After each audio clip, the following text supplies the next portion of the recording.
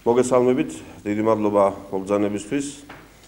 დღეს საქართველოს პარლამენტში პირველად იმართება ასეთი ბრიფინგი პარლამენტის თავმჯდომარის მიერ და ესაა ტრადიციული შემაჯამებელი ბრიფინგი განვლილი წლის და ვინაიდან განვლილ წელზეა საუბარი და ვინაიდან მომავალი წლის წინა დღეებშია ჩვენი შეხვედრა, პირველ რიგში ყველას მინდა მოგილოცოთ დამდეგი შობა ახალი წელი და გისურვოთ ჯანმრთელობა, ბედნიერება და კარგი ამბები ამ შენობიდან, საქართველოს პარლამენტის შენობიდან.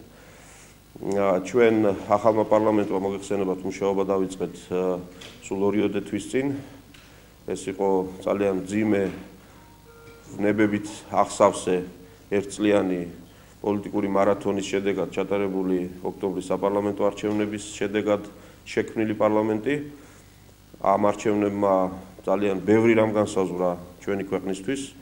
ეს იყო ქართველი ხალხის ნების გამოვლენა, რომელმაც წინა ხელისუფლებას უთხრა უარი და ხელისუფლება გადასცა ახალ ძალას, კოალიცია ქართულ ოცნებას, მის ლიდერს ბიძინა ივანიშვილს და ჩვენ შევუდექით ჩვენი დანაპირების შესრულებას.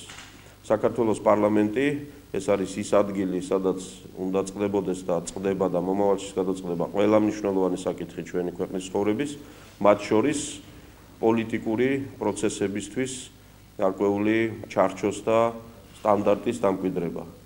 ამ 2 თვის განმავლობაში იყო საკმაოდ დაძაბული ვითარებებიც, უმრავლესობას და უმცირესობას შორის იყო ესეთი დღეები, როდესაც უმცირესობამ გადაწყვიტა არ მიიღო მონაწილეობა პარლამენტის მუშაობაში, მაგრამ საბოლოო ჯამში ამ 2 თვის თავზე მე შემიძლია განვაცხადო, რომ საქართველოს პარლამენტი შედგა არა მხოლოდ უმრავლესობა, რომელმაც ძალიან მყარად აიღო ხელში პარლამენტის მართვის სადავეები, არამედ შედგა როგორც უმრავლესობის და უმცირესობის თანაარსებობის ადგილი. ჩვენ განვლილი 2 თვის განმავლობაში 50-მდე კანონპროექტი განვიხილეთ და ვუყარეთ კენჭი და აქედან დაახლოებით 10-ზე მეტ კანონპროექტზე იყო სრული კონსენსუსური მხარდაჭერა უმრავლესობასა და უმცირესობას შორის. მაგალითად, გუშინაც იყო ასეთი კენჭისყრა, როდესაც საგადასახადო კოდექსში ძალიან მნიშვნელოვან ცვლილებებს მხარი დაუჭირა უმცირესობამაც. ანუ ჩვენ ვახერხებთ მიუხედავად დაძაბული პოლიტიკური ვითარებისა თანამშრომლობას კომიტეტების დონეზე და პლენარულ სხდომებზეც იმართება საკმაოდ საინტერესო დისკუსიები. ასე რომ ყველა წინაპირობაა იმისთვის, რომ საქართველოს პარლამენტმა უკვე მომავალ წელს კიდევ უფრო მაღლა აწიოს სტანდარტი და ქვეყანაში დამკვიდრდეს ჯანსაღი პოლიტიკური დებატების კულტურა, არა მხოლოდ უმცირესობასა და უმრავლესობას შორის, არამედ პარლამენტსა და მთავრობას შორისაც. იმიტომ რომ რამოდენიმე საკითხზე საკმაოდ მწვავე დებატები იყო საკომიტეტო მოსმენების დროსაც, პარლამენტის პლენარულ სხდომებზეც, მთავრობის პოზიციების გამომხატველი მთავრობის წარმომადგენლების საერთი მხრივ და მეორე მხრივ უმრავლესობის წარმომადგენლებს შორის. ეს არის ჯანსაღი პროცესი და ჩვენ ყველანაირად შევუწყობთ ამ პროცესის გაღრმავებას. არის სირთულეები, რა თქმა უნდა, ამაზე ალბათ ყველა დაიღალეთ საუბრით და მოსმენით. სირთულეები დაკავშირებული ორგანიზაციულ საკითხებთან, შენობის თემები. ჩვენ თავიდანვე განვაცხადეთ, რომ ნებისმიერ შემთხვევაში პარლამენტი თავის საქმეს გააკეთებდა და ეს ასეც მოხდა, მიუხედავად იმისა, რომ ძალიან ბევრი რამ ჯერ კიდევ მოუგვარებელია, ძალიან რთულია მუდმივად ქუთაისს და თბილისს შორის ყოფნა გზაში, არა მხოლოდ პარლამენტის წევრებისთვის, არამედ პარლამენტის აპარატის თანამშრომლებისთვის, თქვენთვის, მედიის წარმომადგენლებისთვის ასევე, მაგრამ ეს სირთულეები ხელს არ გვიშლის ნორმალურ მუშაობაში. ამასობაში იცით, რომ ინიცირებულია პარლამენტში საკონსტიტუციო ცვლილებების პროექტი, რომლითაც იქმნება შესაძლებლობა პარლამენტი დაბრუნდეს თბილისში ძველი პარლამენტის ძველ შენობაში. ეს ცვლილებები თავისთავად ალბათ თებერვალში იქნება განხილული. ჩვენ პარალელურ რეჟიმში დავიწყეთ უკვე იმ შენობის წესრიგში მოყვანისთვის საჭირო სამუშაოები. შენობა გადმოცემულია პარლამენტის ბალანსზე. გამოცხადდა ტენდერი, რომლითაც გამოვლინდა კომპანიები, რომლებიც იქ სარემონტო სამუშაოებს დაიწყებენ უახლოეს ხანებში. საგაზაფხულო სესია ჩვენ ალბათ ისევ ქუთაისში მოგვიწევს, მაგრამ გაზაფხულის ბოლოდან ალბათ პარლამენტი მიიღებს გადაწყვეტილებას, რომ დაუბრუნდეს თავის ძველ შენობას, თუმცა ჩვენ ქუთაისს სრულად არ დავტოვებთ და ამ შენობის ფუნქციონირების საკითხსაც პარალელურ რეჟიმში გადავწყვეტ თუ როგორ გაგრძელდება ეს საკითხი. გარდა იმისა თუ რაოდენობისა თუ რა საკითხებზე გვიწევდა ჩვენ მსჯელობა ამ 2 თვის განმავლობაში, რა თქმა უნდა, მნიშვნელოვანი იყო მუშაობა რამოდენიმე კანონზე, სახელმწიფო ბიუჯეტის შესახებ კანონ პროექტზე ძალიან სერიოზული მუშაობა იქნა გაწეული, იმიტომ რომ მოგეხსენებათ საბიუჯეტო პროცესი იწყება გაცილებით ადრე, მაისში, ივნისში და უკვე ოქტომბერში ახლადარჩეულმა პარლამენტმა, ახალმა უმრავლესობამ მემკვიდრეობით მიიღო ძველი მთავრობის მიერ შექმნილი ბიუჯეტი. ამიტომ ჩვენ სადღაც თვენახევრის განმავლობაში ძირითადად მთავრობას და პარლამენტსაც მოგვიწია მთელი ამ 7 თვეზე გაწერილი პროცესის თვენახევარში ჩატარება და მე მგონი მოვახერხეთ ძალიან საინტერესო ბიუჯეტის მიღება მთავრობის მიერ შემუშავებული და პარლამენტის მიერ გაზიარებული.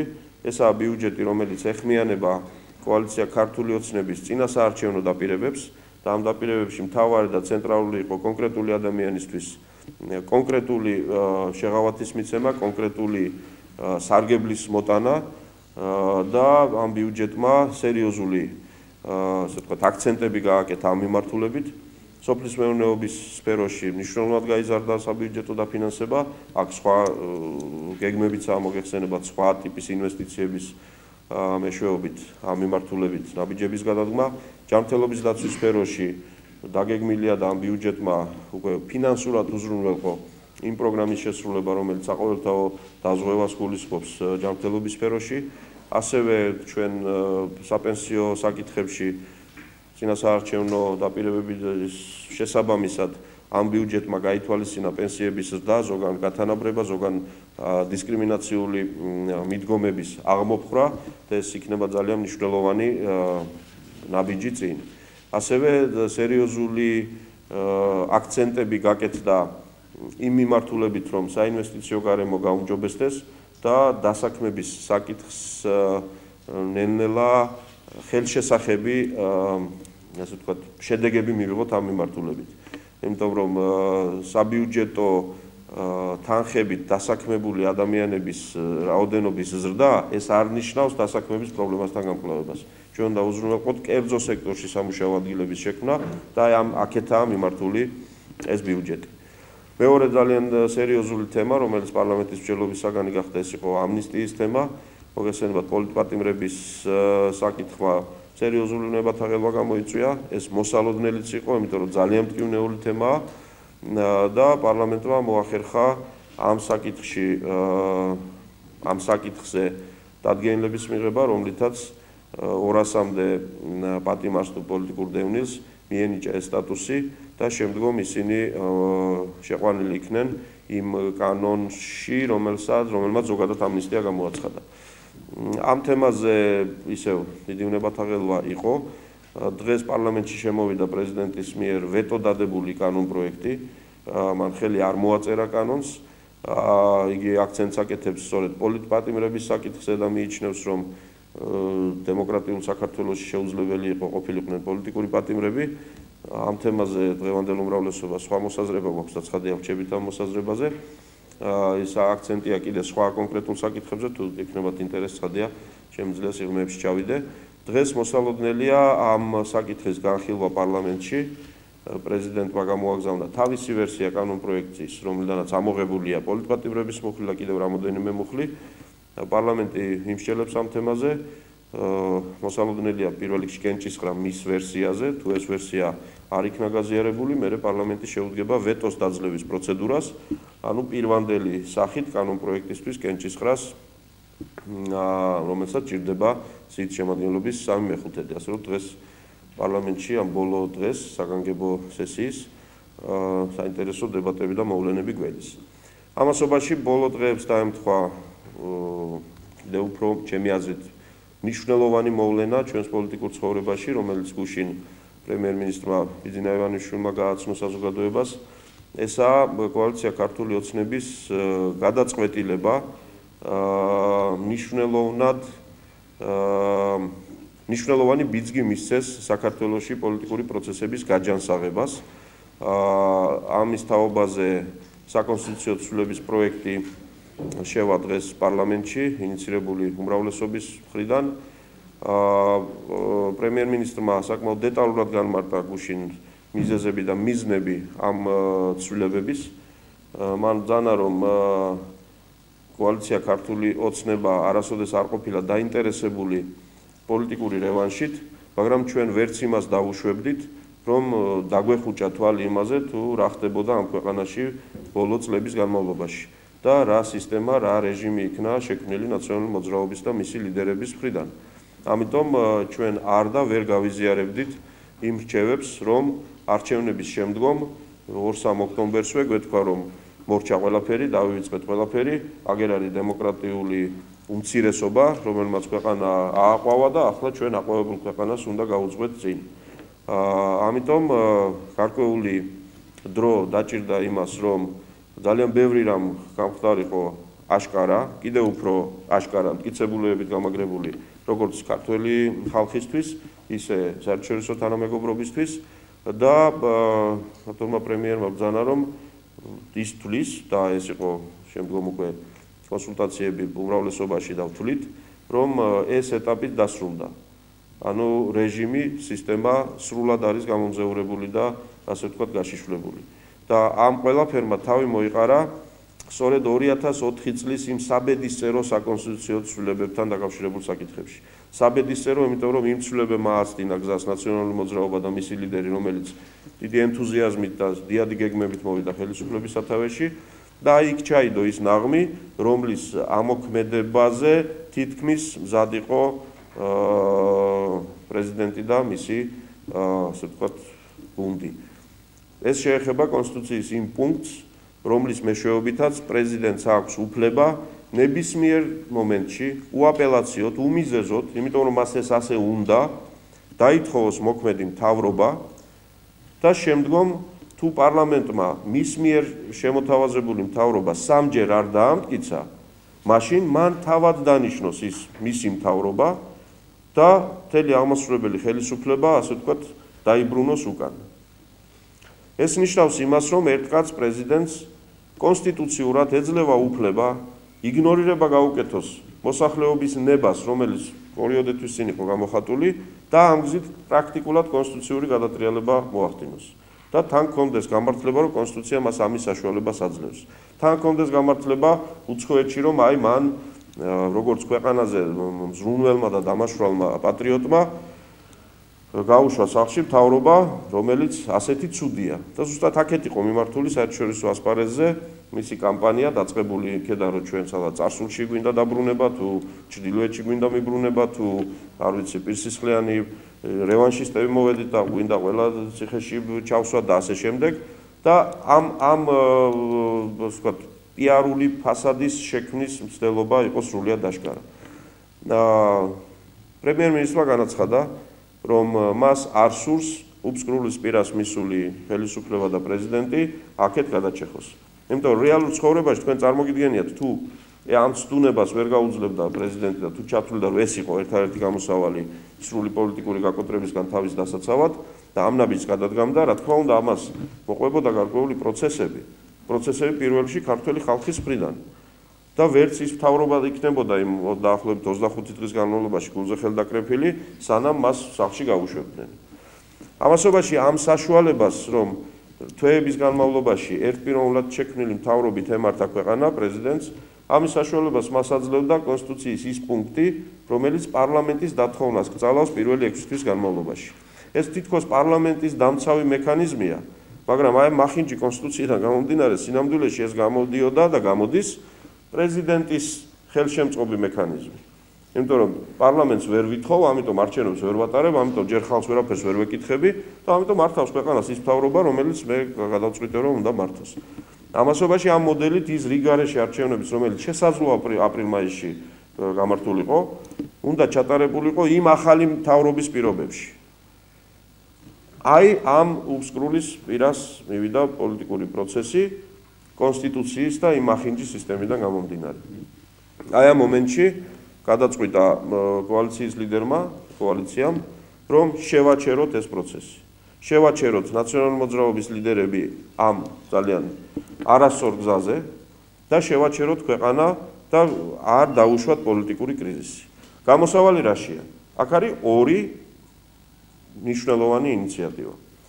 ეს ინიციატივები ერთმანეთზე გადაბმული არ არის და განმარტავ რას გულისხმობ. პირველი სულ იყო ეს საკითხი, რომ ხომ არ ჯობია ოქტომბერში დაგეგმილი ცვლილებები, ანუ 2010 წელს მიღებული ცვლილებები კონსტიტუციური, რომელიც ძალაში შევა ოქტომბრის საპრეზიდენტო არჩევნების შემდეგ. ხომ არ აგვემოქმედებინა უფრო ადრე. ამაზე მიდიოდა მსჯელობა კონსულტაციები უმცირესობის წარმომადგენლებთანაც. მაგრამ აქ გამოჩნდა ასეთი ვითარება, რომ თითქოს ახლად მოსული ხელისუფლება, მთავრობა და პარლამენტი, რაღაც ვერ და არ კმაყოფილდებოდა კონსტიტუციური უფლებამოსილებით და ჩვენ გვინდოდა ახლავე წაგვერთმია ყველაფერი პრეზიდენტისთვის. და სწორედ ასე წარმოაჩენდნენ ჩვენი ოპონენტები ამ საკითხს ქვეყნის შიგნითაც და ქვეყნის გარეთაც. ამიტომ ჩვენ გადავწყვიტეთ, რომ ხელი არ ვახლოთ პრეზიდენტის არც ერთ უფლებამოსილებას, არც ერთს. და მისი ვადის ამოწურვამდე ყველა კომპეტენცია დაუტოვოთ ხელუხლებლად.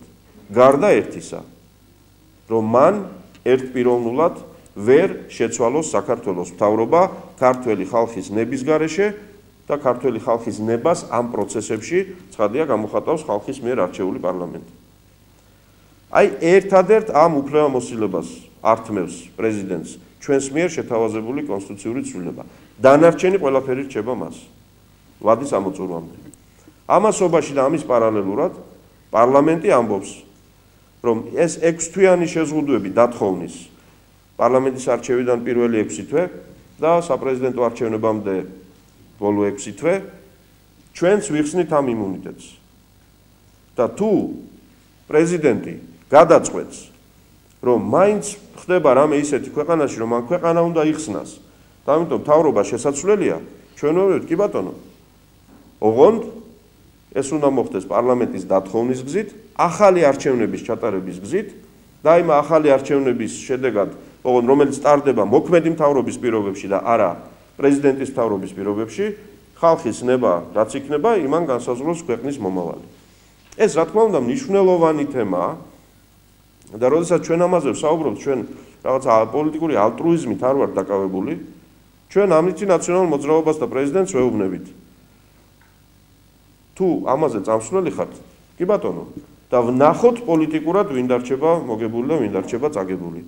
იმ პირობებში, როდესაც ოქტომბერში მთავრობა პრეზიდენტის იყო, პოლიცია პრეზიდენტის იყო, ჯარი პრეზიდენტის იყო, CSKO პრეზიდენტის იყო, ბიზნეს კონტროლი პრეზიდენტის იყო, უცხოეთში წარმოჩენილი იყო როგორც უალტერნატივო ლიდერი და ასე შემდეგ.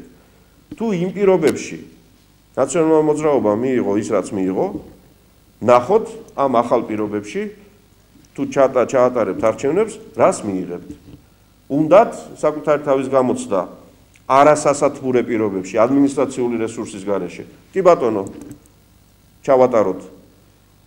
აი პარლამენტი ამაზე მიდის, ანუ არ გვინდა ჩვენ ეს პრივილეგია და იმუნიტეტი, თუ გადაწყვეტ, ხალხმა გადაწყვიტოს. ამითი კოალიცია ქართული ოცნება ასრულებს თავარ დანაპირებს, ძალაუფლება ხალხს. არც სააკაშვილს, არც ივანიშვილს, არც უსუფაშვილს, არც ერთ ადამიანს. და თუ არის პოლიტიკური კრიზისი და ინსტიტუტები ერთმანეთში ვერ თანხმდებიან, აი მაშინ უნდა მივმართოთ ხალხს და ვკითხოთ ხალხს, რა არის სწორი და ვინ ურჩევია ხელისუფლებაში. ეს არის ჩვენი ინიციატივის არსი და კიდევ ვიმეორებ, ყველაფერი დანარჩენი პრეზიდენტს რჩება როგორც ჰქონდა მას. მეტიც იყო რამოდენიმე საკითხი, რომელზეც მიდიოდა მსჯელობა პარლამენტში, მაგალითად სახელმწიფო დაცვის სამსახურის შესახებ. მოგესალმებით, ამაზე იყო დიდი ვნებათაღელვა და პრეზიდენტმა განაცხადა, რომ ის მზად არის იაროს თავის ძველი ოპელით, არ ჭირდება დაცვა და ასე შემდეგ. სამწუხაროდ ესეც იყო, ასე ვთქვათ, პიარული ნაბიჯი იმავე მიმართულებით, რადგან წეგან მოგახსენეთ. რომ გარე სამყაროსთვის, თუ არ ვიცი, მოსახლეობაში გამოეწვია სენტიმენტები, რომ აი ის იჩაგრება და შესაძლოა ამიტოა იძულებული მთავრობა დაითხოვოს და ასე შემდეგ. მიღებულია პოლიტიკური გადაწყვეტილება და მიმდინარეობს ამაზე მუშაობა და პრეზიდენტს ვეუბნებით. დაიტოვე რაც გჭირდება დასაცავად. დაიტოვე საკუთარ დაქვემდებარებაში, საკუთარ ადმინისტრაციაში და ამ კანონპროექტში შევა სათანადო ცვლილებები. პარლამენტში შემოსული იყო სხვა კანონპროექტები, გარკვეული საკითხების პრეზიდენტის კომპეტენციიდან მთავრობაში გადასასვლელად. ჩვენ ვეუბნებით, დაიტოვე ეგ საკითხები. ჩვენ არ გჭირდება, თქვა, ზედმეტი უფლებამოსილება და ჭარბი უფლებამოსილება ჩვენი კომპეტენციების განსახორციელებლად. არის კიდე სხვა საკითხები, რომელზეც ჯერ საუბრისგან თავს შევიკავებ, მაგრამ ეს არის ერთიანი კონტექსტი კონსტიტუციური ცვლილებებთან ერთად, რომლითაც ჩვენ ვიღებთ პასუხისმგებლობას ქვეყნის მომავალზე და პირველ რიგში ხელისუფლების ამოცანაა კრიზისების თავიდან აცილება. და როდესაც ამ კრიზისებისკენ ვიღაცა შეიძლება ფართონაბიჯებით მიყავს ქვეყანა, ეს ჩვენი ვალდებულებაა კრიზისებისგან დავით დავიზღვიოთ. მეორე განცხადება, რაც ბატონმა პრემიერ-მინისტრმა გააკეთა გუშინ, ეს სწორედ ეხმიანება ამ პროცესს და ვამბობთ, რომ აი მუსკრულის პირას მისული გუნდი გვინდა, რომ იმ მუსკრულზე თქვა მშვიდობიანად გადაიარონ მათაც და ქვეყანამაც. ამიტომ პრემიერ-მინისტრმა გამოთქვა მზადყოფნა იმაზე, რომ განხორციელდეს ამნისტია იმ შესაძლო დანაშაულებზე, რაც ძიების პროცესში ან ხვალ შეიძლება გამომზეურდეს, გარდა ძალადობრივი დანაშაულებების. თუ ვინმეს მკვლელობაში აქვს ხელი გარეული, წამებაში და სხვა ძალადობრივ აქტებში, მათ ამ თვალსაზრისით რაიმე სპეციალური ამნისტია ვერ შეეხება. რაც შეეხება იმ ადამიანებს, რომლებიც შესაძლოა თავად იყვნენ ამ სისტემის ყველაზე უფრო პირველი მსხვერპლნი, ანუ შემსრულებლები, მაგალითად სოფლის რწმუნებულები, რომლებსაც ეუბნებოდნენ, რომ დაკარგავ იმ მიზერულ ხელფას, თუ არ დააძალებ შენს მეზობელს, რომ ხმა მისცეს იმას, გამოვიდეს ამ მიტინგზე, არ მივიდეს იმ მიტინგზე და ასე შემდეგ. ეს არის ათობით ათასი ადამიანი ჩვენი თანამოქალაქე. ამიტომ ჩვენ ვამბობთ, მზად ვართ ეს შევუნდოთ, ვაპატიოთ, სისხლის სამართლიანი პასუხისმგებლობა არ დაეკისროს, მაგრამ ცხადია იმ პირობით, რომ ამ თემებზე სიმართლე ითქმება. ეს არ ნიშნავს იმას, რომ ვინმეს დაფნის გვირგვინები უნდა დავადგათ იმისთვის, რაც ჩაიდინეს. მაგრამ არც იმას ნიშნავს, რომ ციხეები ავავსოთ უკვე სხვა ხალხით, რომელიც ამ თვალსაზრისით თავადაც მსხვერპლნი იყვნენ ამ სისტემის. არის სხვა მოდელებიც, რომელთაც შესაძლებელია უფრო მაღალი დონის მოხელეებზე და პოლიტიკურ მოღვაწეებზე ამ ტიპის მიდგომების განხორციელება და ჩვენი ვთქვათ შეთავაზება ნაციონალური მოძრაობისადმი, საპარლამენტო უმცირესობისადმი, პრეზიდენტისადმი არის ის, რომ გამოვხატოთ ორმხრივი კეთილინება, ვიმუშაოთ ამ თემებზე, საზოგადოებას უთხრათ სიმართლე, დაზარალებულების კომპენსაციაზე ვიზრუნოთ ერთად, იმიტომ რომ თუ ვინმეს თავისი ქონება, მისი ქონება ვიღაცამ უკანონოდ ჩამოართვა, არც ერთ ხელისუფლებას არ აქვს იმისი უფლება, რომ თქვას, რომ მე ვაპატიე მოძალადეს და თქვენ ეს თქვენი ქონება უკაცრავად ვეღარ დაგიბრუნდებათ. ერთად ვიზრუნოთ იმაზე, რომ ამ წინა ხელისუფლების პერიოდში იმ სისტემის მიერ დაზარალებული მოქალაქეები კომპენსაცია მათი უფლებებში აღდგენა ერთად მოვახერხოთ, დამასობაში ვპირდებით, რომ ამას არ მოყვება ყველა შესაძლო ბოროტმოქმედის თუ არ ვიცი ამ ამბების ჩამდენის აუცილებლად სისხლის სამართლიანი პასუხისმგებლობა და რეპრესია. ჩვენ წინ უნდა გავიხედოთ და უნდა მივცეთ საშუალება ადამიანებს, რომ გაიაზრონ თავიანთი არასწორი ქმედებები და დაადგნენ სწორ გზას.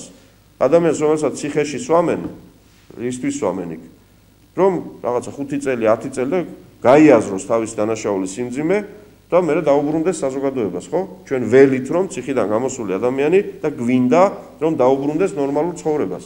ყველაზე უფრო ძიმე დანაშაულის ჩამდენიც კი. აი აქეთ პოლიტიკური დანაშაულების ჩამდენებს ჩვენ ახლა ვეუბნებით.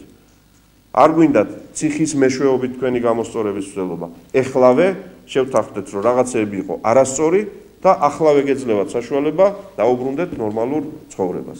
აი ეს არის არსი იმ შესაძლო ამნისტიის, რომლის დეტალებზე ჩვენ მზად ვართ უმცირესობასთან ერთად ვიმუშაოთ და დავამუშაოთ ეს მოდელი, რომელიც უკვე შემდგომი წლის ამოცანაა, როგორც ჩანს. დიდი მადლობა, გვაქვს საშუალება რამოდენიმე კითხვას გიპასუხოთ.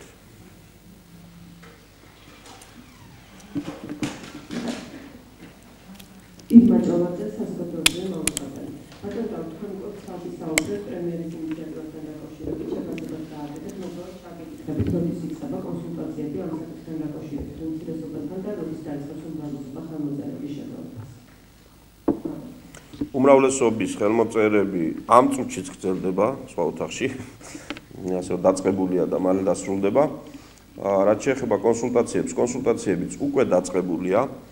მე როდესაც ვისაუბრე პარლამენტის მნიშვნელობაზე ქვეყნის პოლიტიკური ცხოვრებისთვის, აი ეს არის მკაფიო მაგალითი იმისა, რომ სწორედ პარლამენტში, სადაც უშუალო შეხებაშია ერთმანეთთან ხელისუფლება და ოპოზიცია, აქ არის საშუალება და მე ვიტყოდი, ეს არის ჩვენი ვალდებულება, რაღაც საკითხების მომზადების, კონსულტაციების და ასე შემდეგ. მე შემიძლია გითხრათ, ეს შეიძლება ვინმე დამძრახოს, მაგრამ ეს საჭიროა ხოლმე საქმისთვის. დეტალები კონსტიტუციური ცვლილებების თაობაზე. შესაძლოა უმრავლესობის ზოგიერთი წარმომადგენლისთვის უფრო გვიან გახდა ცნობილი, ვიდრე უმცირესობის ლიდერისთვის, მაგალითად დავით ბაქრაძისთვის. იმიტომ რომ ეს არის აუცილებელი პროცესი და მე ჩავთვალე საჭიროდ და ბატონი ბიძინა ამავე აზრზე იყო, რომ სანამ პრესით გაიგებდა ნაციონალური მოძრაობა, მათი წარმომადგენლობა პარლამენტში ჩვენს ამ ინიციატივას, ჩვენ ვალდებული და ჩავთვალეთ თავი მათთვის გვეთქვა, რომ აი ამას ვაპირებთ. ანუ მიგვეცა დრო და საშუალება იმისთვის, რომ გაიაზრონ, მოემზადონ, კომენტარი იქნება თუ სხვა რამ იქნება. იმიტომ რომ ჩვენ აქ რაღაცა საბავშვო ბაღში არ ვართ, სადაც აი დაგასწარი რაღაცა მოვიტანე, აბა ეხლა რას მიპასუხებ, იქნებ შეგეშალოს რამე და ამითი ვიხეირებ. არა, მართლა გვინდა რომ ეს საქმეები გამოვიდეს და ამიტომ სწორია, როდესაც პოლიტიკურ ოპონენტს აქვს დრო გასააზრებლად, რომ თუნდაც თქვენ რომ მიადგებით კომენტარისთვის, გქონდეს საშუალება, რომ გააზრებული პასუხი ჩამოაყალიბოს. ეს რაც შეეხება თქვათ ამ კონკრეტულ თემაზე მოსამზადებელ სამუშაოებს. რაც შეეხება შემდგომ ეტაპს შესაძლო ამნისტიის მოდელებს, ამაზე ჩვენ ცოტა მეტის გაკეთებაც შეგვიძლია. მე დღეს მექნება საუბარი უმცირესობის წარმომადგენლებთან, რომელთაც პრაქტიკულად ყოველდღიური კონსულტაციის რეჟიმში ვარ მეც და სხვაებიც სხვადასხვა საკითხებზე და შევთანხმდებით პროცესზე და მოდელზე. მე არ გამოვრიცხავ, რომ პირდაპირ ასეთი ვერსიაც უთხრა. თავად შემომთავაზეთ სისტემა და მექანიზმი, პროექტი. რა თქვენ როგორ წარმოგიდგენიათ? როგორ წარმოგიდგენიათ ის ამბავი, რომ ერთი მხრივ გირგვლიანის, რობაქიძის, 26 მაისის და სხვა ამბების ამიდა ჩამოთვლა. აქ შეუძლებელია ვინმეს რამე აპატიო, ეს ბოლომდე უნდა გამოვიძიოთ. შეუძლებელია ვინმეს ვაპატიოთ, თუ კი საქმე გვაქვს მილიონობით სახელმწიფო ქონების გაფლანგვაზე, მითვისებას და ასე შემდეგ.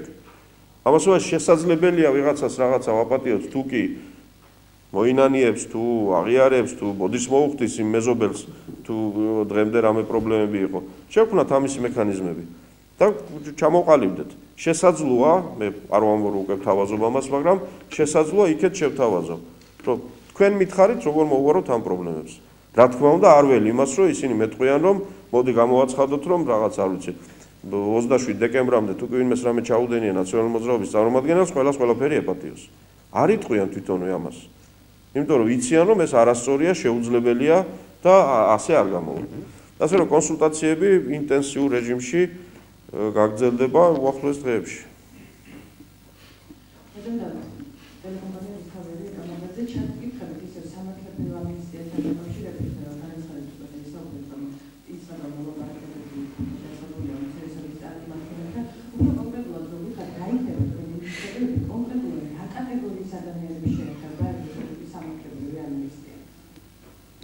მე ნაწილობრივ უკვე ვისაუბრე ამაზე წინა კითხვაზე პასუხის გაცემის დროს.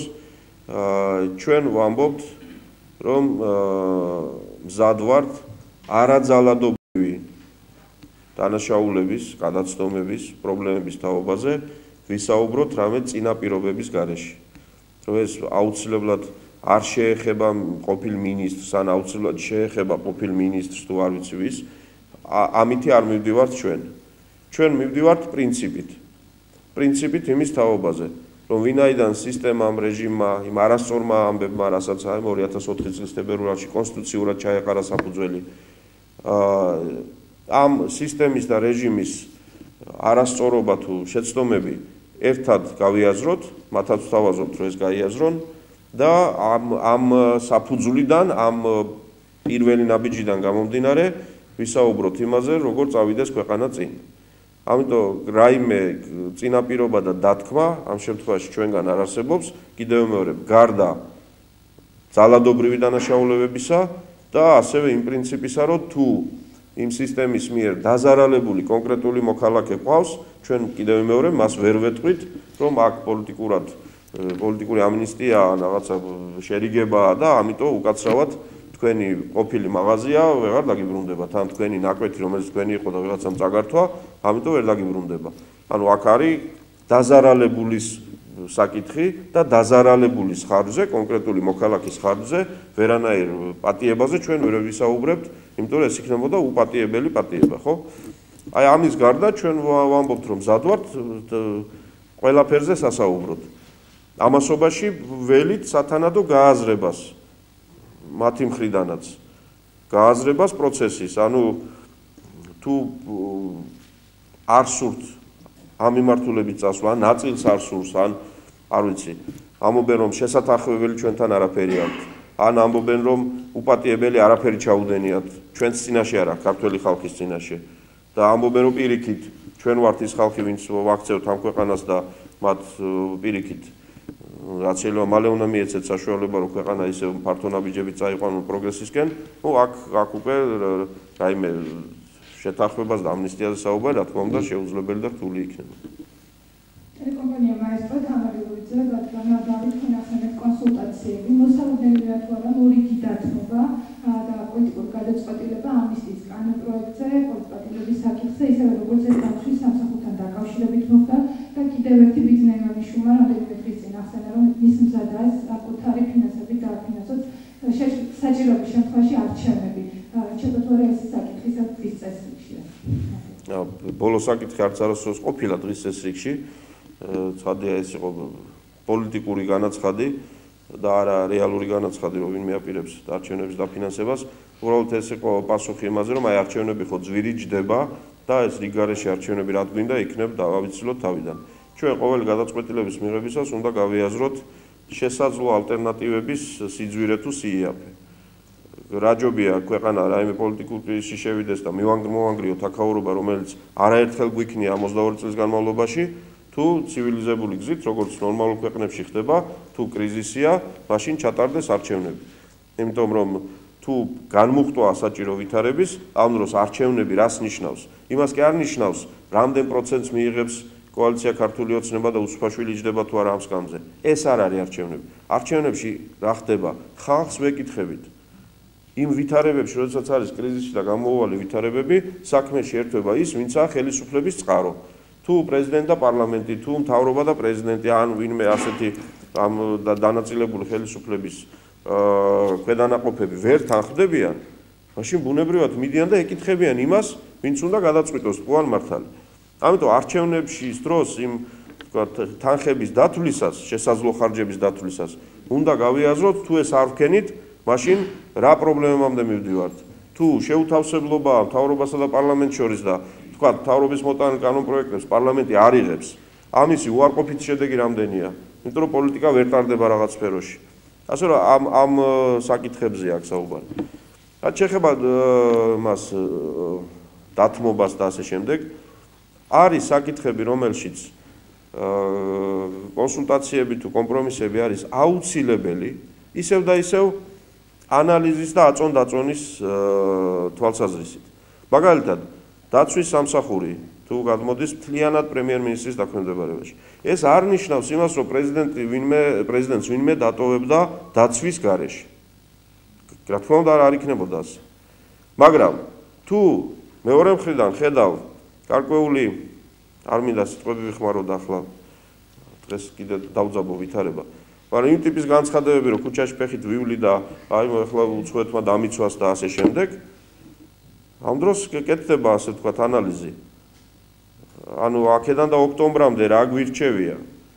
დაიცვას საკუთარი თავი პრეზიდენტმა თავისი ხალხით, ვისაც ენდობა და ასე შემდეგ, თუ ხვალ გქონდეს იმისი საფრთხე, რომ რაღაც არ ვიცი, სხვა განცხადებები მივიღოთ, ან ასე მოსიარულე პრეზიდენტი, რომელიც საფრთხის შემცველია. დაცვა პრეზიდენტის ეს არ არის მხოლოდ მისი დაცვა. ეს არის სახელმწიფოს მეთაურის დაცვა, რომელიც სახელმწიფოს უსაფრთხოებასთან არის დაკავშირებული. ან განცხადებები იმის შესახებ, რომ აი ეს დაცვა კი არა ბადრაგია. მაგალითად ეხლა მათქვევინეთ კიდე რაღაცა ვერსიებს, რომელიც ვიცი რომ მე გამოვა იმაში სათაურებში. მოკლედ, საბაბი და საფუძველი მიცე შეიძლება ამით მეტი ზარალი მიიღო. ამიტომ ჩვენ იმ ვითარებაში, რა ვითარებაშიც ხელისუფლება ჩავიბარეთ და პრეზიდენტი, რომელსაც თავისი უფლებამოსილება კონსტიტუციით დარჩა და რომელიც ფუნქციონირებს, ამ ჩარჩოებში უნდა ვიმოქმედოთ და მოვძებნოთ ხოლმე გამოსავალი. პოლიტპატიმრებთან დაკავშირებით მე არ ველი რაიმე ცვლილებებს პარლამენტის გადაწყვეტილებაში, თუმცა ეს დღეს განხილვების დროს გამოჩნდება. მე გარკვეული გაგებით მესმის პრეზიდენტის და უმცირესობის. მათთვის ეს ძალიან მძიმე თემაა, რომ აი პოლიტპატიმრები დემოკრატიულ საქართველოში ყოფილან თურმე. ამიტომ კარგად მესმის, რომ სააკაშვილს ძალიან გაუჭირდა ამაზე ხელის მოწერა. კარგად მესმის კი არ ვამართლებ, ანუ мотивация მესმის მისი. მაგრამ ჩვენ გვაქვს ჩვენი мотивация და ჩვენი არგუმენტაცია იმის თაობაზე, თუ რატომ არის ეს ხალხი ამ პროექტში და просто რატომ უნდა იყვნენ ისინი ამინისტრირებული. ახლა აქ ბევრი სხვა თემაც შემოვიდა. მე ვიტყოდი ეს უფრო ამ პოლიტპატიმრების თემის გადასაფარად, იმიტომ რომ მხოლოდ პოლიტპატიმრებზე რო დაედო ვეტო, მაშინ გამოვიდოდა რა, რომ აი ზუსტად აი ეს თემა აწუხებთ და ამიტომ არიან ამაზე მობილიზებული. ამიტომ შემოვიდა ჩემი აზრით უკადრებელი თემები. და დაიწყო საუბარი იმაზე, რომ პედოფილებს უშვებთ და ასე შემდეგ და ასე შემდეგ. და ეს არის პირდაპირ მიმართული PR აქცია, რომ გადაიფაროს ის ამბავი, რომ სინამდვილეში პრობლემა არის პოლიტპატიმრები. რატო არის სინამდვილეში პოლიტპატიმრები პრობლემა? მე ცხადი არ და ვერ ვიზამ იმას, რომ აქ გვარები გამოვაქვეყნო ხალხის. მაგრამ 13 დეკემბერს განხორციელებული შეწყალების აქტში არსებობს მოქალაქე გჩ, რომელიც პრეზიდენტმა შეიწყალა და გამოუშვა და რომელიც იყო ჯავრდებული სწორედ 151 მუხლით. გარყვნილი ქმედება არასრულწლოვანთან. ანუ თუ პარლამენტის ამნისტიაში მოხდება ვინმე ასეთი, ეს არის თურმე ჩვენი მხრიდან ასეთი ამბავი და პრეზიდენტი ერთი კვირის წინ თავად თუ შეიწყალებს ასეთ ადამიანს, ეს ნორმალური ამბავი იყო. ნარკო ეგრეთ წოდებულ ბარიგებთან დაკავშირებით. ახლა ეს ამბები როა, რომ აი იმ მომხმარებლებში, რომლებსაც ამინისტია ეხება, სინამდვილეში არიან გამსაღებლებიც, გვეუბნებიან. და ამიტომ მათი გამოშვება არის არასწორი. აქ ორი კითხვა მაქვს. პირველი, თუ გამსაღებელი იყო ის ადამიანი, რატოა ციხეში როგორც მომხმარებელი? და სამართალდამცავმა ორგანოებმა რატო არინებეს და არ მიიყვანეს საქმე ბოლომდე და რომ გწოდნოდა ვინ არის გამსაღებელი, ვინ არის მომხმარებელი. და ასე თვალის ჩაკვრით, რომ იცით რა, მომხმარებლებად კი ჩავსვით, იმიტომ რომ უფრო ადვილი იყო მათი ციხეში ჩასმა. და სინამდვილეში გამსაღებლები არიან, ამიტომ მაგათ თუ გამოუშვებთ, მაშინ პრობლემები შეიქმნება. ეხლა ახალმა ხელისუფლებამ საიდან ვარკვიოთ ეს ამბავი, ვინ არის სინამდვილეში მომხმარებელი და არა გამსაღებელი. და ამინისტია ეხება იმათ, ვინც იყო მომხმარებელი. ამასობაში თავად პრეზიდენტს იმავე შეწყალების აქტში მოქალაქე მლ, რომელიც სწორედ გასაღებისთვის იყო 263 მუხლში ნაწილით. შეიწყალა, აქ არაუშავდა. 2023 წლამდე ქონდა მისჯილი მოქალაქე შნს.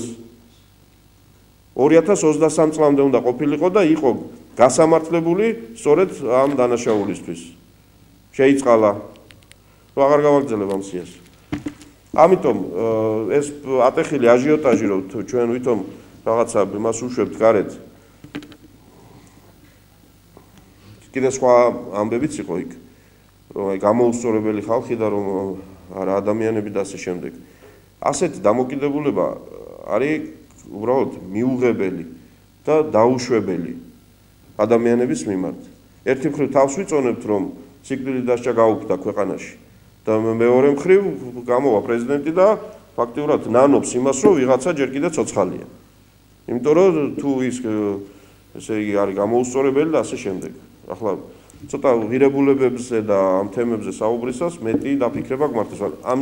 იმიტომ ვთქვი, რომ მესმის პოლიტპატიმრების თემა იმდენად მნიშვნელოვანია და მძიმეა პოლიტიკურად მისთვის და გუნდისთვის, რომ ვეტოს დადებაც გადაწყვიტა, მაგრამ ეს რომ რაღაცნაირად სხვა თემები შეფუთულიყო და სხვა სათაურები წამოსულიყო მედიაში, ამიტომ წამოვიდა ეს თემები. მაგრამ რეალობა ესაა, რაც გითხარით.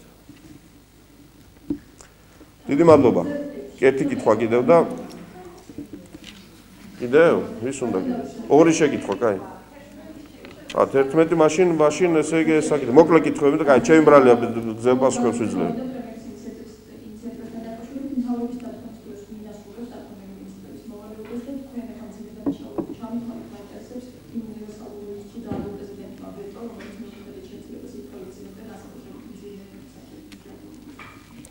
მოგახსენებთ. პირველ რიგში საკონსტიტუციო საკითხები სამწუხაროდ საზოგადოების ინტერესის სფეროში ექცევა, როცა რამე მწვავდება. ამიტომ ამ დღეებში მანამდე ხდება ხოლმე ასე. საკმაოდ არაზუსტი ინფორმაცია თუ ინტერპრეტაცია მესმის ხოლმე ასეთ საკითხებზე. ამიტომ კიდევ ერთხელ მინდა დავაზუსტო. პრეზიდენტს შეუძლია ამ წუთშივე, სანამ ჩვენ აქ ვსაუბრობთ, მოაწეროს ხელი თავის ბრძანებულებას და დაითხოვოს საქართველოს პრემიერ-მინისტრი და მთავრობა. ამასობაში, სანამ ის ახალ მთავრობას შექმნის, მოვალეობას ასრულებენ ძველი მინისტრები და პრემიერ-მინისტრი. პრეზიდენტმა სამჯერ უნდა მოიყვანოს პარლამენტში ახალი მთავრობა, თუ პარლამენტმა უარი უთხრა, მაშინ ნიშნავს იმ ახალ მთავრობას და მიმართავს ძველ მთავრობას და პრემიერ-მინისტრს, რომ ახლა დაცალეთ კაბინეტები, ახლა ესენი არიან მინისტრები, მე ეს მინისტრები ნიშნავენ მოადგილეებს და ასე შემდეგ მიდის პროცესი.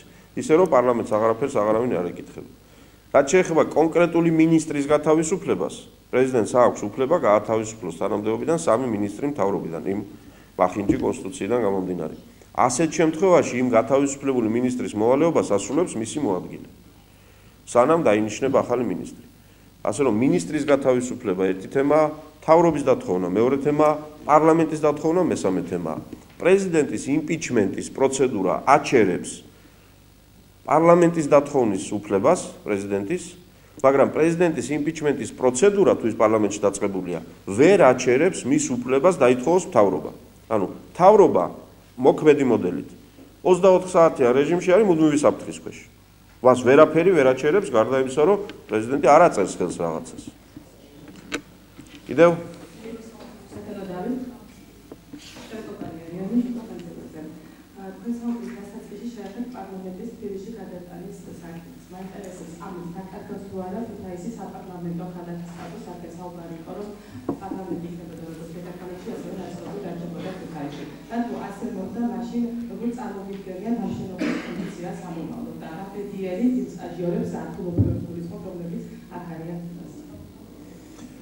პარლამენტის ქუთაისში განმოტანა ეს იყო დიდი პოლიტიკური ავანტიურა და სამწუხაროდ ამ ავანტიურის გარკვეული მსხვერპლი აღმოჩნდა ქალაქი ქუთაისი და ქუთაისელები.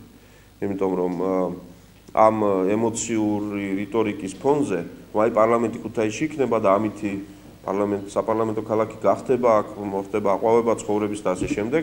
ბუნებრივია მოქალაქეების ნაწილი, ჩვენ ქუთაისელების ნაწილი ამ ემოციურ, ასე ვთქვათ, ნოტებზე უყურებდა და შესაძლოა დღესაც უყურებს ამ საქმეს. სინამდვილეში პრობლემა გაცილებით ღრმაა. იცით თქვენ რომ ამ შენობის აგებაზე უკვე დაიხარჯა $200 მილიონ მეტი.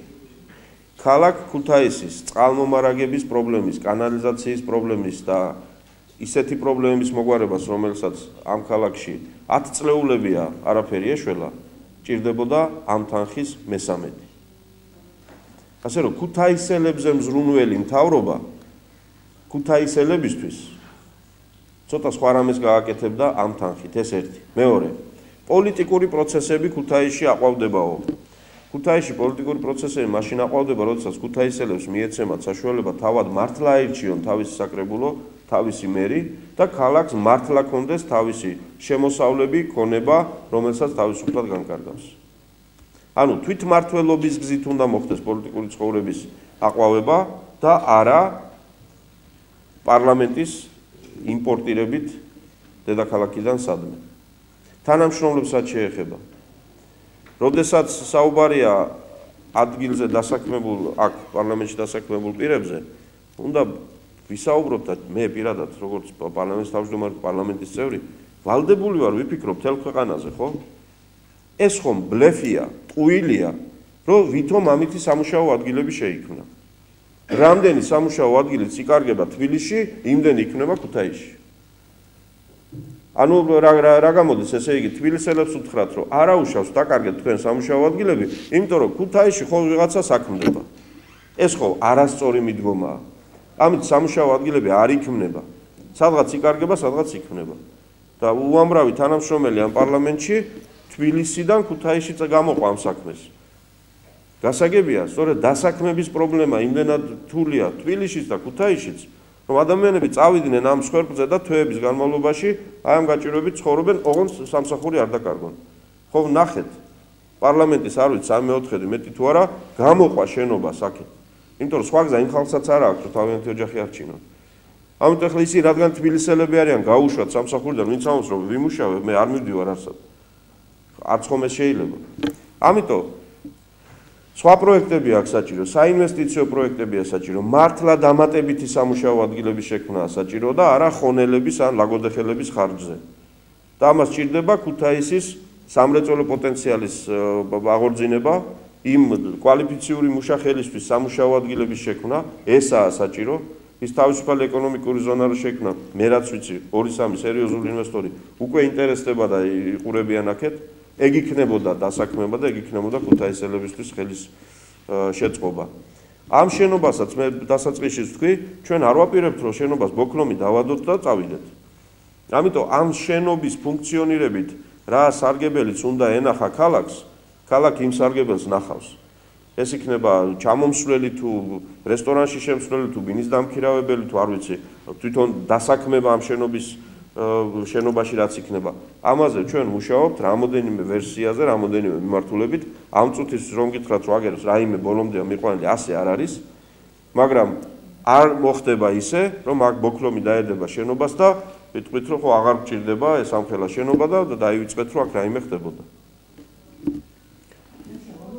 ორი კითხვა გინდა. რომელ ბოდიში?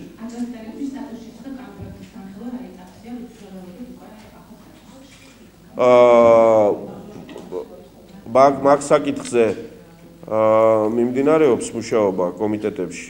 ამიტომ ამ წუთში ახლა ამ წუთში რო გითხრათ რა სტადიაზეა ვერ გეტყვით ნამდვილად. მაგრამ თუ შეიძლება თქვენი კოორდინატები ჩამაწერინეთ და აუცილებლად დამატებით მოგაცვით მაგ ინფორმაციას. აი ახლა რო გითხრათ აქ არის, ამას ვერ გეუბნებით. ესე იგი კიდევ სამი შეკითხვა, ნუ ჩხუბობთ თუ შეიძლება. ჟურნალისტების ჩხუბი ეს არის ყველაზე მძიმე საყურებელი. ისე პოლიტიკოსებმა ვიჩხუბოთ ჯობია. გისმენთ?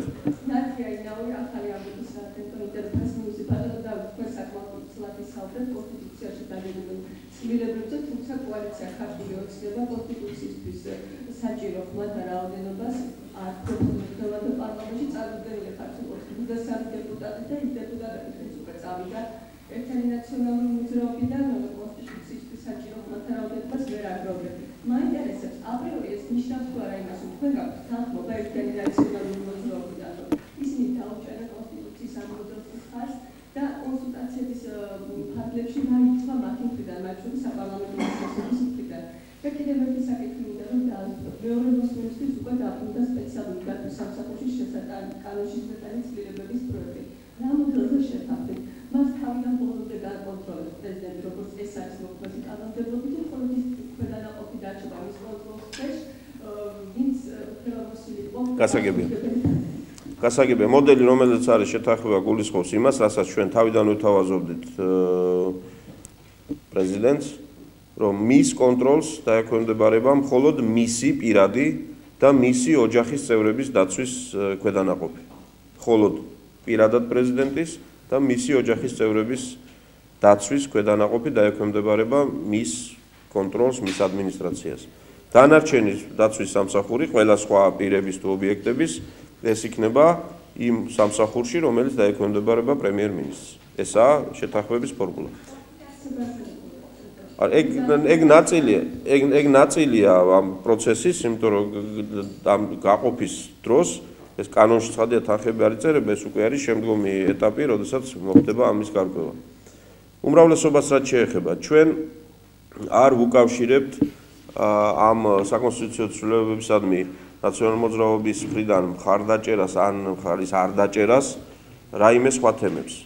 Აი შესაძლო ამნისტიაზე რომ საუბრობდით და რაღაც სხვა პროცესებზე, ის არ უკავშირდება საჯაროთაც ვამბობდა კერძო კონსულტაციების დროსაც. Ამას ვეუბნებით ნაციონალური მოძრაობის წარმომადგენლებს, რომ ჩვენ არ ვეუბნებით, რომ თუ დაგვიჭერთ მხარს ამ ცვლილებების განხორციელებაში, მაშინ მიიღებთ ამნისტიას. ეს ასე არ არის. ჩვენ ვეუბნებით, ეს არის ცალკე პროცესი, ვინც ჩათვლის, რომ ეს ცვლილებები არის სწორი, ეს პროცესი არის სწორი, შეუძლია დაუჭიროს მხარი. რაც შეეხება იმ შესაძლო ამნისტიას, ის უკავშირდება სხვა თემას და ამ სხვა თემაში იგულისხმება არა ის, რომ ვიღაცა თავდახრილი დადიოდეს მუდმივად და სულ ყოველდღე ბოდის იხდიდეს. ამას არ გულისხმობთ, მაგრამ იმას ნამდვილად გულისხმობთ, რომ თუ რაღაცა ამნისტიაზე ვსაუბრობთ, რაღაცის პატიებაზე, ესე იგი რაღაცა საპატიებელი ყოფილა და ის საპატიებელი რომ არსებობდა, ეს უნდა თქვას იმ ვიღაცამ, ვისაც საპატიებელი აქვს, ხო? სხვანაირად როგორ განვახორციელოთ თქვენი ამნისტია თუ რა გაპატიოთ, თუ თქვენ ამობთ, რომ რა მაქვს საპატიებელი, მე ვიყავი ყველაზე მაგარი და თქვენ ხართ ქვეყნის დამანგრევლები. ახლა თუ მაგ პოზიციაზე დარჩებიან, მაშინ იქნება სირთულეები იმ ამნისტიის გზაზე. კონსტიტუციური ცვლილებების მხარდაჭერას რაც შეეხება, ეს არის ინდივიდუალური გადასაწყვეტი, მე არ ვიცი ნაციონალური მოძრაობა თავად გადაწყვეტს, შემოუერთდეს თუ არ შემოუერთდეს როგორც პოლიტიკური გუნდი, მაგრამ ინდივიდუალურად დარწმუნებული ვარ მე პირადად, რომ ქვეყნის სტაბილურობა, კრიზისების თავიდან აცილება, პოლიტიკური პროცესების ნორმალიზაცია. ეს არის იმ ტიპის ზე პარტიული ამოცანები, რომელიც შესაძლოა ძალიან ბევრი პარლამენტის წევრისთვის, მათ შორის დღეს ნაციონალური მოძრაობის ფრაქციების შემადგენლობაში, აღმოჩნდეს უფრო მნიშვნელოვანი ვიდრე პარტიულობა. იმიტომ რომ აქ ჩვენ საუბრობთ გაცილებით სერიოზულ მნიშვნელოვან თემებზე, რომელიც შესაძლოა პარტიული პრაგმატული თვალსაზრისითაც ყველაზე უფრო ოპტიმალური აღმოჩნდეს სხვებისთვის. ჩვენ ამისთვის გვაქვს დაახლოებით თვენახევარი ინიციირებიდან იქნება საყოველთაო სახალხო განხილვა, მოისმენენ საზოგადოების პოზიციებს, ჩაერთვებიან საერთაშორისო ექსპერტები ამ პროცესში. დარწმუნებული ვარ, რომ საკმარისი კეთილგონიერების, საკმარისი პარლამენტის წევრი აღმოჩნდება კენჭისყრის დროს დარბაზში.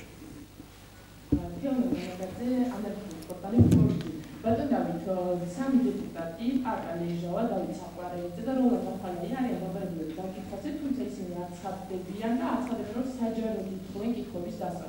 გასაგებია, რომ მათ უფლებები დაცულია კონსტიტუციით, მაგრამ ვინაიდან მათ მხრიდან ურჩობას ადგილი და მომავალში ეს სხვა დეპუტატებიც არის დახარისებული, რამდენკეთ გამოიყენებს უწყება, ხომ არ შეუძლება რომელიმე მათგანს უფლებამოსილება, ეს ერთი კითხვა და მეორე, პრეზიდენტის ალბანეთში დაანონსებული ვიზიტი. Plus toi, თქვენ როგორც ექსპერტები, რომ ეს ვიზიტი ძალიან საშიშია, ვინაიდან საფრთხის წინაშე აყენებს სამხედროებს და ხომ არ ურჩევთ პრეზიდენტს, რომ შეიცვალოს გადაწყვეტილება. პრეზიდენტის რჩევები სამწუხაროდ თუ საბედნიეროდ ჩემი კომპეტენცია არ არის. ისე ბევრ საკითხში შეიძლება რჩევა, შესაძლოა ამ თემაზეც, მაგრამ მე ასე დეტალებში ვერ ჩავალ, იმიტომ რომ არ ვარ ამ მაგ დარგის, ასე ვთქვათ, ექსპერტი და სპეციალისტი და ავღანეთის პროცესების მცოდნე, თუმცა ის საკითხი, რაც დაისვა ექსპერტების მხრიდან, საკმაოდ საყურადღებო თემაა და ჩვენ გვახსოვს ერთ-ერთი სხვა ვიზიტის დროსაც თუ ვიზიტის შემდეგ იქ განვითარდა მოვლენები, რომელიც მერე თითქოს დაუკავშირდა იმ ვიზიტს, მერე ვთქვა, რომ ეს არაფერ შუაში იყო. ეს სიფრთხილის ზომები, უსაფრთხოების ზომები, რა თქმა უნდა, მისაღებია. და მე მგონი თავად ამ ოპერაციის ხელმძღვანელობა, ნატოს ეგიდით მიმდინარე ოპერაციის ხელმძღვანელობა თავად მიიღებს საჭირო ზომებს და თუ ჩათვლიან, რომ ეს განცხადება თუ ეს ვიზიტი საფრთხეს უქმნის იქ ჯარისკაცებს, ალბათ ისინი ურჩევენ პრეზიდენტს, რომ რაღაც შეცვალოს გეგმები. არ ამგონია ჩემი რჩევა აქ იყოს სათანადო თუ შესაფერისი ამ საკითხზე. რაც შეეხება პარლამენტის წევრების დაკითხვაზე დაბარებას. მე კიდევ ერთხელ განმარტავ, რომ პარლამენტის წევრის დაკითხვაზე დაბარება ეს არის სრულიად კანონიერი ქმედება. პარლამენტის წევრი დაცულია დაკავებისგან, სისხლისამართლებრივი პასუხისმგებაში მიცემისგან, ეს არ შეიძლება სანამ პარლამენტის წევრია და თუ ვინმე ამას აპირებს დაკავებას, მაშინ წინასწარ პარლამენტისგან თანხმობა აასაღები. რაც შეეხება დაკითხვას, ამაზე პარლამენტის წევრი არ არის დაცული. პარლამენტის წევრი ერთადერთი რამითაა დაცული დაკითხვის პროცესში, მისი ძალით მიყვანა დასაკითხად არ შეიძლება. არა პარლამენტის წევრი მოქალაქე თუ არ ცხადდება და ასაკითხად როგორც მოწმე, მაშინ შეუძლია სამართალდამცავ ორგანოებს სასამართლოს ბრძანებით ის მიიყვანონ ძალით დაკითხვაზე. პარლამენტის წევრის ძალით დამიყვანა არ შეიძლება. შესაბამისად აქ გვაქვს ვითარება, როდესაც პარლამენტის წევრი არასრულებს იმ მოვალეობას, რომელიც ზოგადად ჩვენების მიცემის ვალდებულება ყველას აკისრია, გარდა იმ სპეციალური დაცული ადამიანებისა. და მეორე მხრივ სამართალდამცავი ორგანოები არ ამეტებენ თავიანთ უფლებამოსილებას და ძალით არ მიყავთ ვინმე დასაკითხად. ეხლა ეს პროცესი დიდხანს ვერ გაგრძელდება თქვენ სწორი ბრძანდებით, იმიტომ რომ ან პარლამენტის წევრებმა უნდა გადაწყვიტონ ჩვენების მიცემა და ეს მოვალეობა შეასრულონ, ან სამართალდამცავი ორგანოები აღმოჩნდებიან უკვე იმ ვითარებაში, რომ თუ მოქალაქე ურჩად, ურცხვად, არ ვიცი კიდევ რა ვთქვა, თავს არიდებს ჩვენების მიცემას, ეს ცალკე დანაშაულია სისხლის სამართლის კოდექსში. ეს უკვე იქნება ახალ დანაშაულთან გამკლავება და არა რამე ძველთან, რის თაობაზეც მოწმის სტატუსით იკითხება პარლამენტის წევრი. მაშინ შეიძლება ეს საქმე აღიძრას, თუ დაკავება არ გახდა პარლამენტის წევრის საჭირო, შეიძლება სასამართლო პროცესამდე მივიდეს საქმე.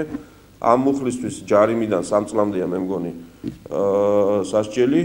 შეიძლება სასამართლომ ყოველგვარი დაკავების გარეშე ეს სასჯელიც დააკისროს და ნუ მერე უკვე სხვა პროცესები წავა. ამიტომ მე ვისურვებდი რომ ასეთი თემები მოგვარდეს უფრო ცივილიზებულად და პარლამენტის წევრს, რომელსაც დაკავების საფრთხე ნამდვილად არ ემუქრება დაკითხვის დროს, ჯობია გამოცხადდეს და მისცეს ჩვენება. რაც შეეხება საჯარო კითხე და გიპასუხებ, ახლა ამას საერთო არაფერი აქვს საპროცესო კოდექსთან და რაღაც ცივილიზებულ საჯაროდ თქვენ შეიძლება დაუსვათ კითხვები ჟურნალისტებმა, საჯაროდ გიპასუხებენ. დაკითხვა და ეს საპროცესო მოქმედებები მოგეხსენებათ, დეტალურადაა გაწერილი კოდექსში, ვინ შეიძლება იყოს იმ დროს იმ ოთახში, როგორი წერება ჩვენმა და ასე შემდეგ. იმედი მაქვს, რომ ეს მოგვარდება და ბოლოდროინდელი მოვლენები ამ საკითხსაც მოაგვარებს. მოვჭით თუ სულ ბოლო კითხვა ძალიან გქონდა.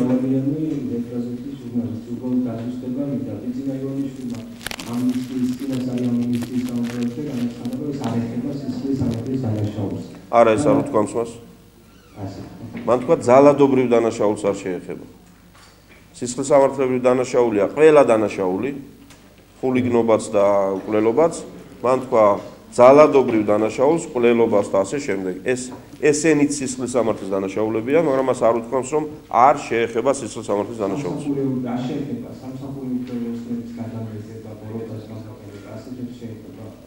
უკაცრავად მე ვერაფერს დავამატებ იმას, რაც თქვი ამ თემაზე. მე ვთქვი, რომ ეს საკითხი არის მოლაპარაკების თემა, მაგრამ უკვე რამდენჯერმე ვთქვი და ამიტომ ბოდის გიხდით რა, დეტალებში ვეღარ ჩავალ. უკვე განვმარტებ ეს, რას შეიძლება შეეხოს და რაც არ შეიძლება შეეხოს. ამიტომ ვეღარ დავამატებ ვერაფერს, რაც ვთქვი იმას.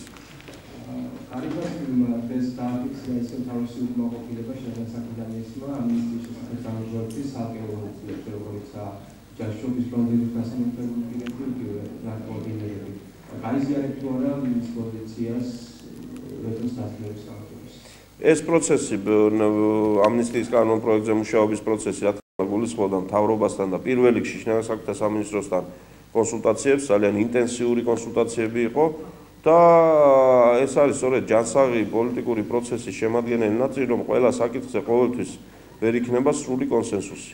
მათ შორის მთავრობასა და პარლამენტს შორის. ჩვენ ძალიან გაგებით ვეკიდებით ბატონი მინისტრის ამ პოზიციას და შინაგან საქმეთა მინისტრის პოზიციას, გვესმის მათი არგუმენტები და არის არგუმენტები, მაგრამ მე წეგან უკვე განვმარტე ნარკოტიკების მომხმარებელ გამსაღებელთა თაობაზე არსებული პრობლემა. ამიტომ პარლამენტს ჰქონდა თავისი არგუმენტები, თავისი მოსაზრებები, რომელიც ასევე ცნობილია შინაგან საქმეთა სამინისტროსთვის და გადაწყვეტილება იქნა მიღებული, ისაც იქნა მიღებული.